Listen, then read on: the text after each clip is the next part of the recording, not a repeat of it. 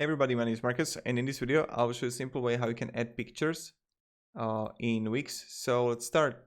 The first thing you want to do is just be in here in Wix, and then what you want to do is when you're in Wix, you just want to write on add, and in search you want to write pictures, right? And when you're gonna do it, you're gonna see images here. So let's click on it, and then you're gonna see my image uploads, right? And now you just want to simply add whatever image you got. Like I got this baby Yoda here. And that's pretty much it. So this is how you do it.